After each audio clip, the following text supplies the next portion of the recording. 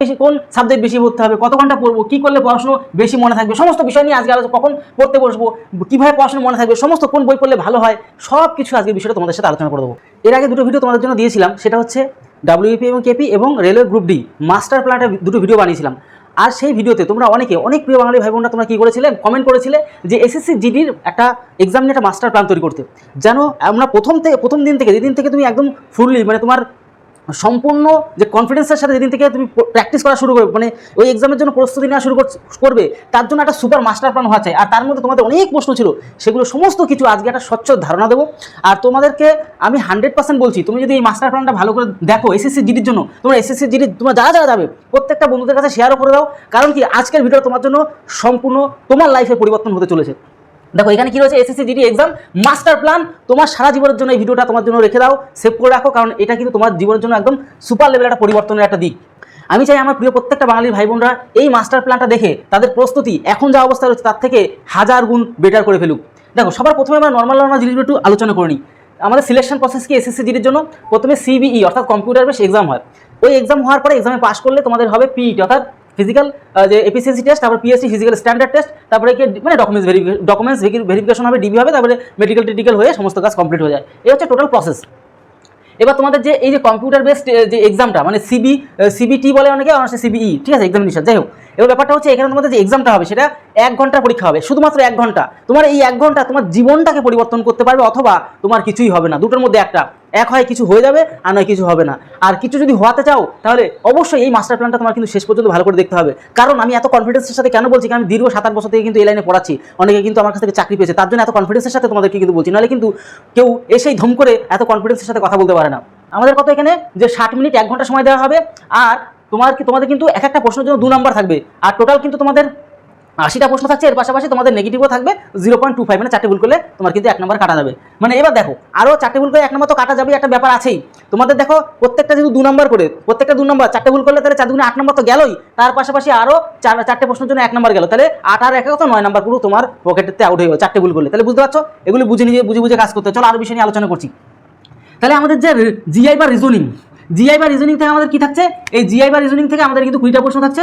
আমাদের কত, আমাদের কিন্তু 2 নাম্বার করে, প্রত্যেকটা 2 নাম্বার করে 40 নাম্বার, 40 নাম্বার, ঠিক আছে। এইখান থেকে আমরা রিজনিংয়ে পেলাম 20টা প্রশ্ন, 40 নাম্বার আমরা পেয়ে গেলাম। এইবার মারাত্মক বিষয় দেখো, জিকে আর জিএ থেকে 20টা প্রশ্ন থাকবে, আমাদের প্রত্যেকটা 2 নাম্বার করে, আমাদের কিন্তু এখানেও আমাদের কত 40টা নাম্বারের পরীক্ষা, ঠিক আছে। তারপর ম্যাথ, অঙ্কতে 20টা প্রশ্ন থাকবে, 2 নাম্বার করে, আমাদের কিন্তু 40 নাম্বারে কিন্তু এখানে এক্সাম। তারপর দেখো ইংরাজি, ইংলিশও করতে পারো অথবা হিন্দি। আমাদের বাঙালি অনেকে হিন্দিও করে, ইংলিশও করে, যার যেটা পছন্দ, যার যেটা ভালো লাগে সে সেটা করে, ঠিক আছে। এবার ব্যাপারটা হচ্ছে তুমি যেটা হয় ইংলিশেও তুমি এক্সাম দিতে পারবে, মানে ইংলিশের যে গ্রামারগুলো আর কি, আর তোমাদের হিন্দির গ্রামারও দিতে পারবে। তোমার যেটা অপশন, দুটোর মধ্যে যে কোনো একটা দিতে পারবে। এখানে 20টা প্রশ্ন থাকছে, তোমার কিন্তু 40 নাম্বার, তাহলে টোটাল হলো 4×4=16, মানে 160 নাম্বার তোমার কিন্তু এক্সাম হয়ে গেল। এইবার তোমাদের বলেও দেবো যে কত নাম্বার হলে পাস করতে পারে আর কত নাম্বার পাস করে না, সমস্ত কিছু আজকে তোমাদের কমপ্লিট করে দেবো, চিন্তা নেওয়ার কোনো ব্যাপার নেই। তবে যেহেতু দেখো আমাদের এই চ্যানেলের আমি যেহেতু তোমাদের অঙ্ক এবং রিজনিং করাই, অঙ্ক প্লাস রিজনিং, অনেকে কিন্তু অনলাইন অফলাইনে তো পড়েই, অনলাইনে কিন্তু অনেকে কিন্তু অ্যাডমিশন নিয়ে প্রত্যেকটা একদম সুপার লেভেল, বেসিক লেভেল থেকে একদম অ্যাডভান্স লেভেলে প্রত্যেকটা চ্যাপ্টার ভিত্তিক তোমাদের কিন্তু কভার আপ করানো আছে। প্রত্যেকটা চ্যাপ্টার তোমরা যারা বিগিনার, একদম প্রথম শুরু ফ্রেশার, তোমরা চাও সবার প্রথমে একটা স্বাভাবিক জিনিস, তুমি যদি চ্যাপ্টার ভালো করে রেডি না করতে পারো তাহলে তো তোমার কোনো কাজ হবে না। তুমি যখন প্র্যাকটিস করবে, ওখানে মিক্সিং টাইপের প্রশ্ন, একটা চ্যাপ্টার থেকে একটা রকম প্রশ্ন দিয়ে রাখবে। যখন তুমি দেখবে পারছো না, তখন তোমার তোমার কনফিডেন্স লেভেল ডাউন হয়ে যাবে, তখন কিন্তু তোমার ক্ষতি। তাই অবশ্যই সবার প্রথমে, যে কোনো স্টুডেন্টের ক্ষেত্রে সবার প্রথমে চ্যাপ্টারগুলোকে ভালো করে ক্লিয়ার করে নিতে, পাটিগণিত, বীজগণিত, পরিমিতি।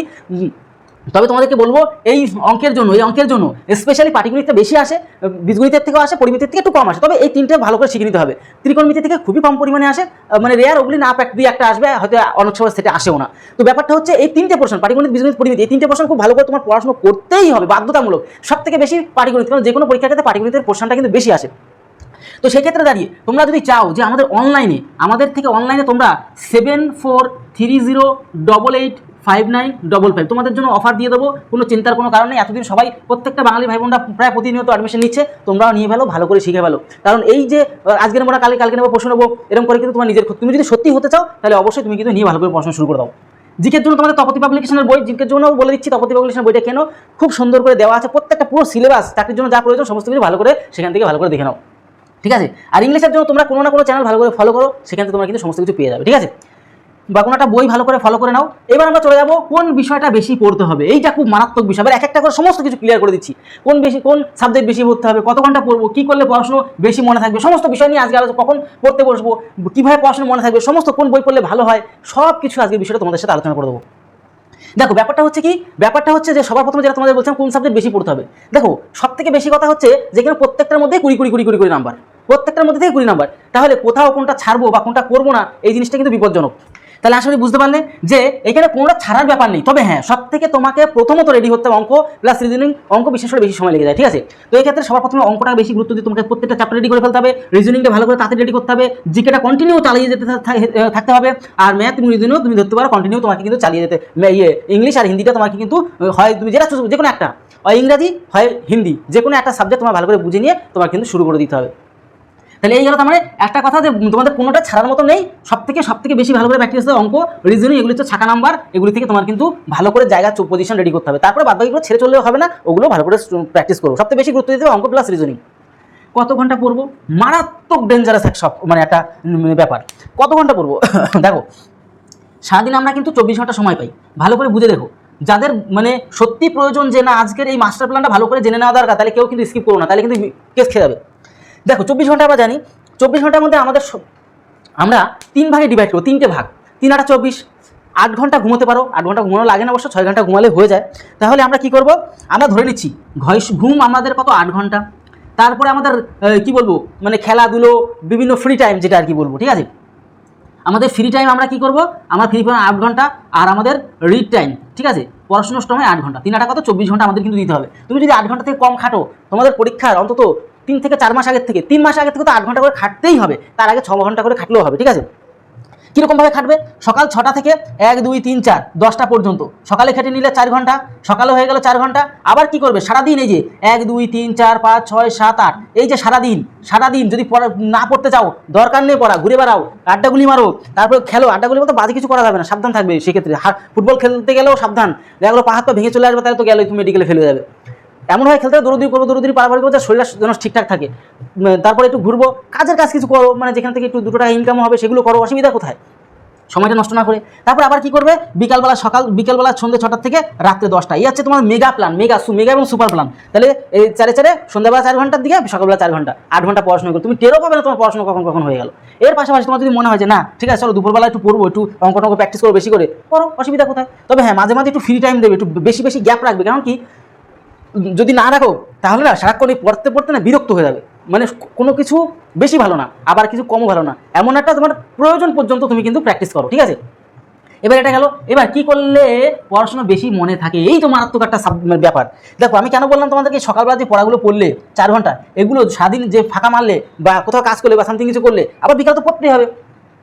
বিকালে একটু দেখে নাও সকালবেলা যেগুলো পড়লাম সেগুলো কতটা মনে আছে, একটু জাস্ট দেখো যে না হ্যাঁ এই সাবজেক্ট এই জিনিসটা তো মনে আছে, আচ্ছা হ্যাঁ এটা তো ওই, হ্যাঁ এটা ওইখানে আছে, আচ্ছা হ্যাঁ জাস্ট ব্রেনটা কথা হবে, তোমার নিজের সাথে নিজের কথা হবে, এটা হ্যাঁ এই জিনিসটা, এটা ওই জিনিসটা হচ্ছে, আচ্ছা ভালো কথা, আচ্ছা এই জিনিসগুলো। তাহলে এইবার তাহলে একটু রিভাইজ হয়ে গেল, তুমি দেখতে পাচ্ছ যে আমার সবই তো প্রায় মনে আছে, আচ্ছা এই জিনিসটা আমার মনে পড়ছে না, চলো দেখে নিই, এই ব্যাস পড়া রিভাইজ হয়ে গেল।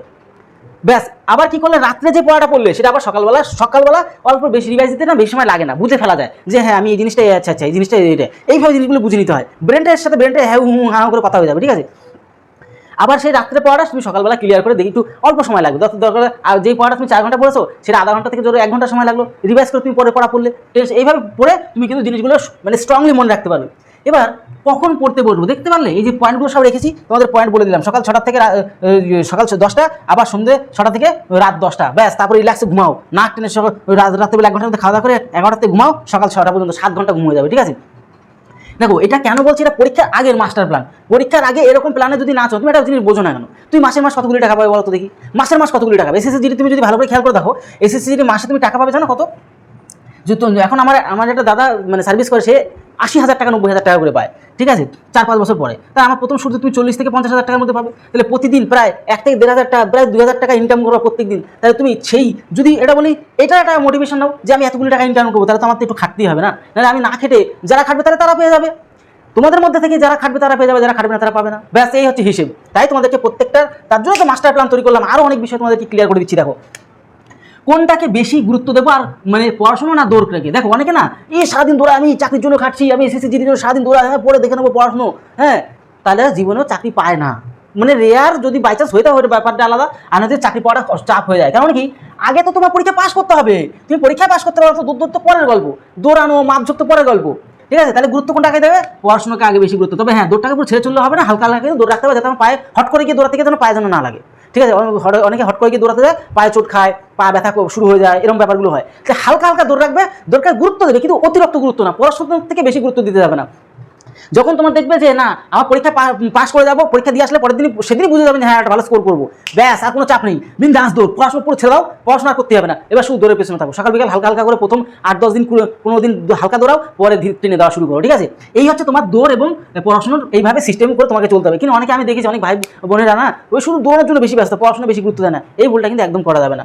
আগে পড়াশোনা করতে হবে, পড়াশোনার পাশাপাশি প্রথমত হালকা হালকা দৌড় রাখতে হবে। কোনো দিন গেলাম, সপ্তাহে 2-4 দিন গেলাম, আর কোনো দিন গেলাম না, পড়লাম বেশি করে, একটু মর্নিং একটু শরীর চর্চা করে নিলাম হালকা পাতলা করে, যাতে শরীরটা সুস্থ থাকে, এরকমভাবে কাজ চালাতে হবে। এবার চলো পরবর্তী বিষয়টা, কত পেলে পাস করা যায়, এটা একটা বিরাট। দেখো এক একবার এক এক রকম যায়, কোনোবার দেখি 106 চলে যাচ্ছে, আবার কোনো দিন আবার দেখি 90 আশেপাশে থাকছে, কোনোবার দেখি 70 আশেপাশে থাকছে। তাহলে ব্যাপারটা এরকম কেন?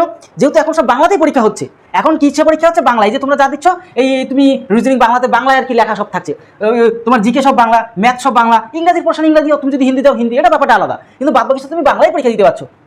তাই সেক্ষেত্রে না একটু কম্পিটিশনটা বেড়ে যায়। মানে এই বছর যেরকম 70 থেকে তোমার এরকম আশেপাশে 70 আশেপাশে গেছিল কাট আপ, জেনারেল আছে, ওবিসি, এসসি, এসটি আছে, তাদের এক এক রকম একটা যায়। আমি এরাউন্ড বললাম কি তোমাকে নিয়ে চলতে হবে সবসময়। একটা জিনিস মাথায় রাখবে, কততে পরীক্ষা? 160 পরীক্ষা, তার অর্ধেক কত? 80 মানে 50%, 60-এর 50% কি 80 মানে 50%। সবসময় মনে রাখবে এখানে টোটাল 80টা প্রশ্ন, তোমাদের এখানে কত? 80টা প্রশ্ন। 80টা প্রশ্ন মধ্যে তুমি যদি 40টা প্রশ্ন ঠিক করে ফেলো, তাহলে কত পাচ্ছ? 80 নাম্বার পাচ্ছ, 2 নাম্বার করে, আর একটা ভুল যাবে, ভুল প্লাস মাইনাস করে মনে করে অ্যাপ্রক্স 80 পাচ্ছ। কিন্তু 50% না, সবসময় চেষ্টা করো 60% থেকে 70%, যে কোনো পরীক্ষার ক্ষেত্রে। এটা আমি প্রত্যেকটা ভিডিওতে প্রায় বলে দিই। তাহলে তুমি বাড়িতে বসে খাটের মধ্যে নাক টেনে ঘুমাতে পারবে যে না, আর স্বপ্ন তুমি দেখতে পারো চাকরিটা তুমি পেয়ে গেছো, এরকম একটা চিন্তা ভাবনা তুমি মাথার মধ্যে নিতে পারবে। আর যদি একটু 50% পাও, তাহলে মনে একটা সন্দেহ থাকবে, লাস্ট পর্যন্ত কাটাবে কিন্তু টিকে যাওয়া খুব মুশকিল। সবসময় একটা আমি মনে করি, আমার প্রিয় যত তোমরা বাঙালি ভাই বোনরা রয়েছে, 70%, 70%, এর মধ্যে 70% কত হয়? এই 60-এর মধ্যে, এই দেখো 160-এর মধ্যে আমরা যদি 70%টা ধরি, আমরা যদি 70% ধরি, 0 কেটে দেবো, 6-7-42 2, 6-7-42 2, 42 হাতে হলো 4, 7 7 4 কত? 11, 112। তুমি যদি ওইরকম 70%, ওই 65 থেকে 70%, ওই তো 112-রও দরকার পড়বে না, 100 থেকে 110-এর আশেপাশে রাখতে পারলে দেখবা তুমি লাস্ট পর্যন্ত প্রায় টিকে গেছো, ঠিক আছে? তবে 70% রাখতে পারলে তো ভালো, আর তার বেশি রাখতে পারলে তো কোনো চাপই নেই। তো এই হচ্ছে সব থেকে বড় কথা। আমি মিথ্যা কথা দিয়ে তোমাদেরকে বুঝতে পারবো না বলতে কি, আমি কেন বললাম কথাটা, কেন অনেকে বলে না এই 40% চাকরি হয়ে যাবে, এই 50% চাকরি হবে, আদৌ লাস্ট পর্যন্ত হয় না। ওই দৌড়নের বাড়ি পড়ে এসে একদম টেনশনে পড়ে যায়, ঠিক আছে, যে মা চাকরিটা হলো না। তো আমি সবসময় বলি যেটাতে লাস্ট কাটাবে তুমি টিকে থাকতে পারো 70% আশেপাশে, 2-4 নম্বর করার পর এটা আলাদা ব্যাপার, কিন্তু ওর আশেপাশে তোমার কিন্তু বেশি তুলতে পারলে কোনো চাপই নেই। একটু বেশি কথা বলে বলছি কারণ কি তোমাদের বিষয়টা একদম ক্লিয়ার করে। এখন কি বলতো, তোমরা সবই প্রায় অনেকটাই জানো, কিন্তু কনফিডেন্সটা, যেহেতু আমি এই 7-8 বছর থেকে রয়েছি এসব লাইনে, আমি জানি যে তোমাদের কনফিডেন্স কখনো কখনো না, কাউকে দেখলে যে কেউ যখন সত্যি কনফিডেন্সের সাথে বলে কথাগুলি, সত্যি কথাইগুলি যখন কনফিডেন্সের সাথে তোমাদের সামনে কেউ আলোচনা করে, তখন তোমাদের মনে যা কনফিডেন্স ছিল তার থেকে আরও 100 গুণ কনফিডেন্স বেড়ে যায়। এই জিনিসটা হয়, তার জন্য তো ভিডিওগুলো বানানো। তোমরা এই ভিডিওগুলো অনেক ভাই বোন তার জন্য তো চাইছো যে না এই উপর টপিকের ভিডিও বানিয়ে দিলে, আর পরবর্তীতে কোন টপিকের উপর ভিডিও বানাবো অবশ্যই কমেন্ট বক্সে জানাও, তার উপরে কিন্তু একদম সুপার লেভেলে সম্পূর্ণ এই ভিডিওটা এমনি বানানি, ভালো করে রিসার্চ করেছি, যেহেতু রিসার্চ আমার আগে থেকে জানা বিষয়গুলো রয়েছে, তার জন্য আরও কনফিডেন্স তোমাদেরকে একদম যতটা পারছি ভরে দেওয়ার চেষ্টা করছি। এবার চলো বিষয়টা আর একটু, কম্পিটিশন কেমন থাকে? কম্পিটিশনটা কেমন থাকে অবশ্যই দেখতেই পাচ্ছ, কম্পিটিশন কীরকম থাকে। কম্পিটিশন কিন্তু অন্যান্য চাকরির যেরকম রেলের চাকরি যেরকম কম্পিটিশন থাকে, এখানে থাকে না। তার কারণ কি, হাইটে মার খেয়ে যায় ম্যাক্সিমাম ছেলে মেয়ে।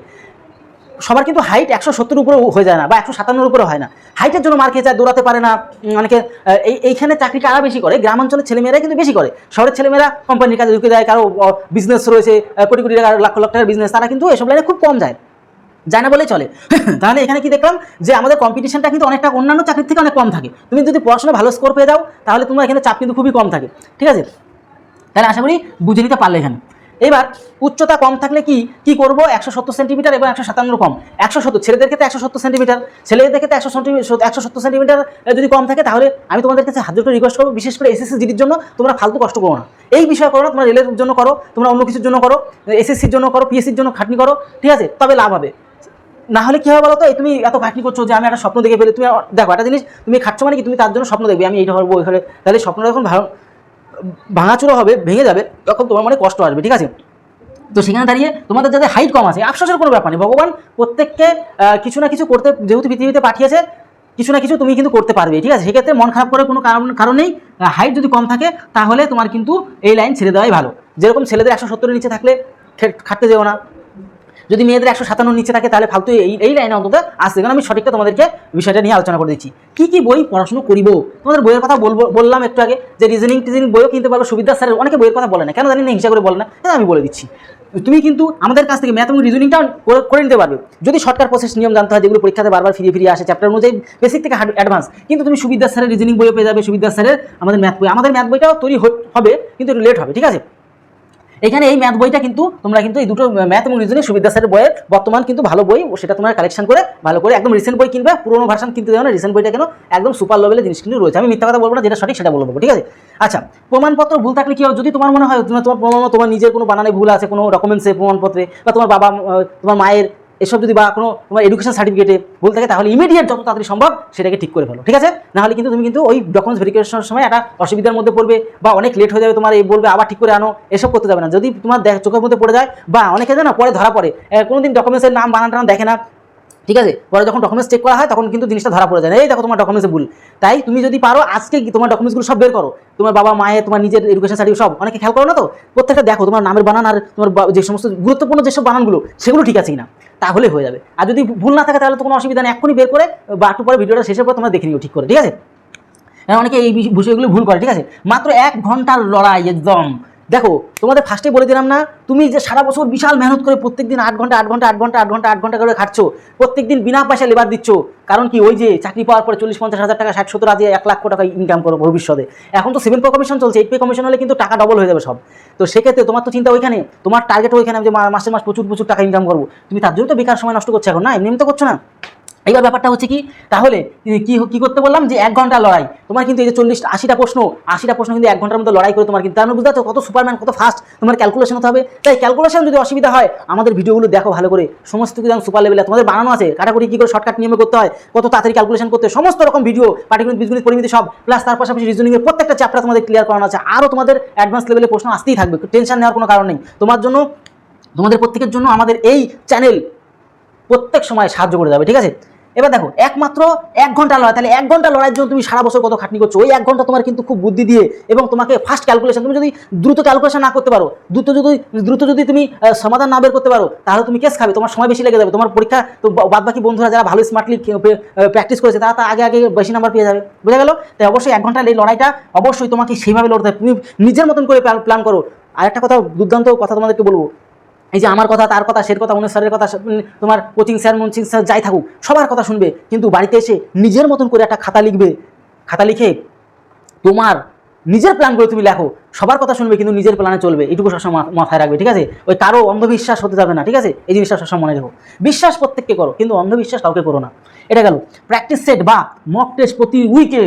একদম সবথেকে মারাত্মক পয়েন্ট হচ্ছে এটা, যে প্রতি সপ্তাহে একটা করে মক টেস্ট দিতেই হবে। এসএসসি জিডি যে মক টেস্ট আছে, মানে যেটা কিনা আমরা আর্টিফিশিয়াল আমরা ভাবে প্র্যাকটিস যে করি, বা মক টেস্ট যেটা আমরা যেরকমভাবে পরীক্ষাতে আসবে সেমভাবে যে প্র্যাকটিস সেট পাওয়া যায় বা মার্কেটে, বা তুমি টেক্সট বুকেও তুমি কিন্তু নিয়ে সাবস্ক্রিপশন নিয়ে সেখান থেকে প্র্যাকটিস করো। আমার ছাত্ররা জানতো না, আমি বলি টেক্সট বুক যে অ্যাপ পাওয়া যায় সেখানে সাবস্ক্রিপশন নিয়ে একদম পরীক্ষার মতো অনলাইনে যেমন পরীক্ষা হয় সেইভাবে তোমরা পরীক্ষা প্র্যাকটিস সেট করো বাড়িতে বসে বসে, নাহলে তুমি তোমার অকাত কোনোদিন বুঝতে পারবে না, তোমার রিয়ালিটি তুমি বুঝতে পারবে না, তুমি কতটা পরীক্ষা গিয়ে পেতে পারো বা কত পারো না, তোমার কোথায় লুজ পয়েন্ট হচ্ছে, তুমি কোন অঙ্কের চ্যাপ্টারটা ভালো পারছো না, তুমি যখন পরীক্ষা দেবে তখন ধরা পড়ে যাবে, ঠিক আছে।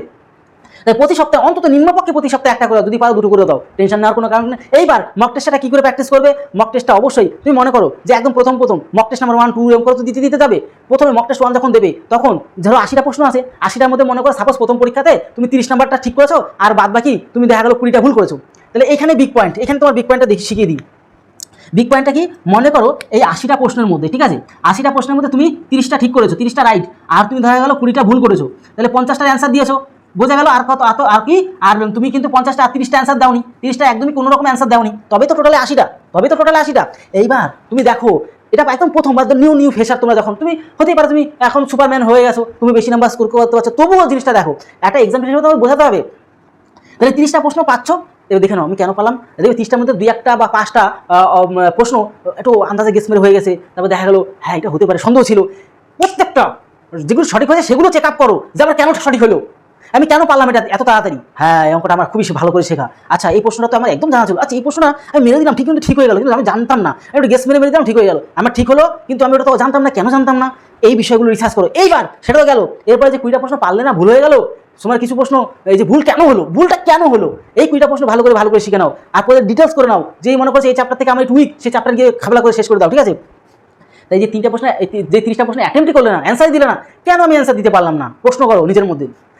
আর ওই 30টাকে যে অ্যান্সার দিতে পারলেন, 30টাকে শিখে নাও ভালো করে। তাহলে এরকম করে ওই 80টা প্রশ্ন ভালো করে আবার রিভাইজ দিয়ে ভালো করে শিখে নেওয়ার পরে দ্বিতীয় নাম্বার প্র্যাকটিস সেটে যাবে। দ্বিতীয় নাম্বার প্র্যাকটিস সেটও এইভাবে ভালো করে শিখে নিয়ে, প্রত্যেকটা 80টাই ভালো করে শিখে নিয়ে তারপরে তৃতীয় নাম্বার প্র্যাকটিস সেটে যাবে। এরকম করতে করতে ধাপে ধাপে এগোবে। আমি চ্যালেঞ্জ দিলাম, তুমি এখন যা সিচুয়েশন আছো তার থেকে 1000 গুণ সিচুয়েশন বেটার হয়ে যাবে। একদম গ্যারান্টি, একদম হাতে লক্ষ্য করে লিখে রাখো, আমার কথা যদি কোনোদিন ভুল হয়। আচ্ছা, সারাদিন কত প্রশ্ন করব, এটা বলাটা ঠিক হবে না, কেন অনেকে প্রশ্ন করে, ওরকম কোনো ব্যাপার না। তুমি তোমার প্রত্যেকটা অঙ্কের চ্যাপ্টার এক একদিন এক একটা করো, নাহলে হবে না।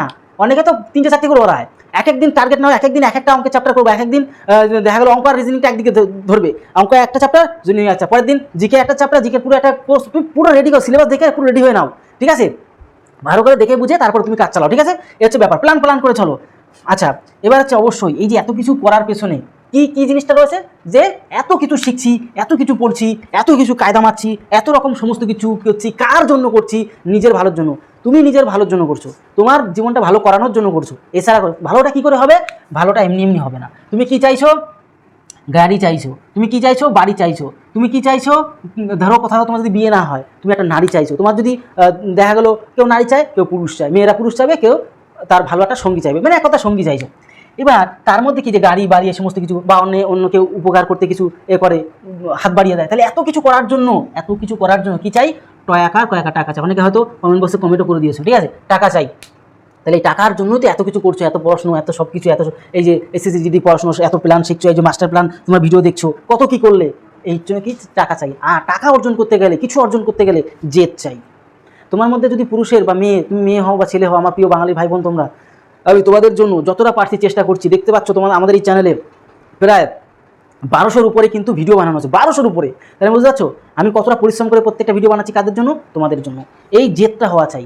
জেদ যদি না থাকে, তুমি কোনো কিছু করতে পারবে না। তোমার মধ্যে অবশ্যই ডিসিপ্লিন থাকা চাই। ডিসিপ্লিন যদি না থাকে, আমার মধ্যে যদি না থাকে, তাহলে আমিও কিছু করতে পারবো না। তোমার মধ্যে যদি না থাকে, তুমি কিছু করতে পারবো না। ডিসিপ্লিন আর জেদ থাকলে বিন্দাস তুমি কিন্তু উড়ে চলবে। তোমার রেডি, তুমি যেই প্ল্যান করবে আজকে, যেটা আমি প্র্যাকটিস করবো, করবোই, ঠিক আছে? নিজের সাথে জোটা এবং চিটিংবাজি করবে নিজের সাথে অন্তত। তাহলে এই ছোট্ট বিষয় মাস্টার প্ল্যান তোমাদের সাথে বলে দিলাম। অবশ্যই তোমরা যারা ধরো আমার এই ভিডিওটা দেখে চাকরিও পেয়ে যাবে, অবশ্যই একটা কমেন্ট করার চেষ্টা করো, তাহলে আমার মন ভালো থাকে, ভালো লাগে আর কিছুই না। এটা তোমাদের কাছে জাস্ট একটা ছোট্ট একটা আবদার বা রিকোয়েস্ট বলতে পারো। তাহলে ভিডিওটা এলো, তত সময় পরিবারের সাথে ভালো থেকো, সুস্থ থাকো। জয় হিন্দ, জয় ভারত।